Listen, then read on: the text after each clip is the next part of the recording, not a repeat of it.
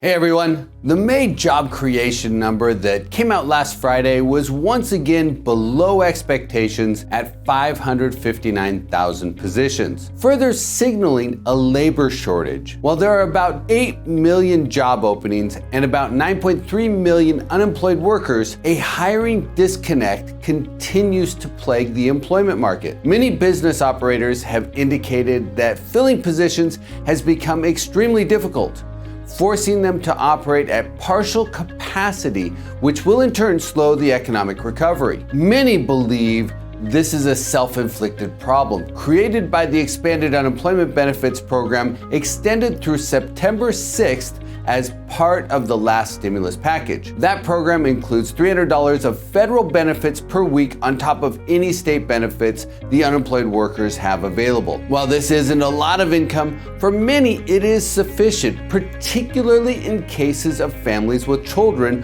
where being at home rather than working eliminates daycare expenses. To combat labor shortages, 25 states have opted to put an early end to their participation in the federal unemployment benefits program. Some will end the program in June and others in July. The challenging hiring climate has direct and indirect implications for commercial real estate. Difficulty in adding staff and upward pressure on wages is forcing some hotels to operate at partial capacity. Even if they can fill all their rooms, some hotels are limiting occupancy at 70% because they don't have the staff to clean them all. Some restaurants are closing 1 or 2 days per week because they can't hire enough cooks and wait staff. And seniors housing facilities are also feeling the pinch as they raise staff compensation to fill positions, then have to raise rents to cover the cost. In addition, a shortage of truckers is slowing the delivery of goods to retailers, causing shortages and inflationary pressure. And construction worker shortages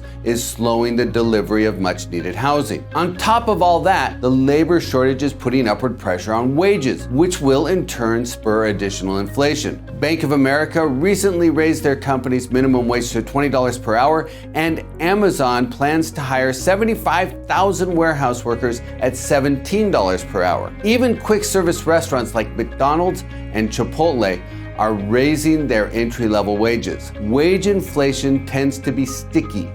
Wages tend to go up, but compensation tends not to go down. This could, in conjunction with other rising costs, drive inflation rates high enough to force the Federal Reserve's hand, causing them to tap the brakes on dovish policies that are holding interest rates down. Although the Fed has indicated that they believe inflation will be transitory, it's possible the Fed will ultimately be forced to take additional action if inflation risk becomes significant. The Fed's likely course of action would be to taper their $120 billion monthly purchase of Treasury debt and mortgage-backed securities. If the Fed is forced to take that step, it would likely move interest rates upward very quickly. In 2013, when Fed Chair Ben Bernanke just mentioned tapering acquisitions, the market reacted with a swift 100 basis point rise in the 10-year Treasury rate. The Fed didn't even actually cut its acquisitions. Dr. Bernanke just said they might do it, and rates spiked. The 10-year Treasury has held relatively stable in the 1.6% range since early March, while the overall average commercial real estate cap rate has been edging lower to about 6.3%, its lowest level on record. But the yield spread is still pretty wide because interest rates are so low. There is a lot of capital pursuing real estate right now, so even if interest rates were to rise,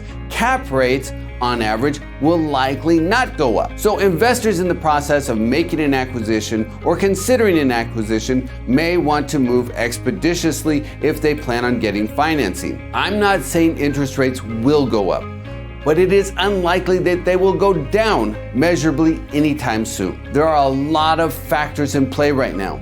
Labor shortages and wage pressure is just part of the equation. The commercial real estate market is increasingly active, and investors need to weigh not only short-term issues, but also keep their eyes on the horizon.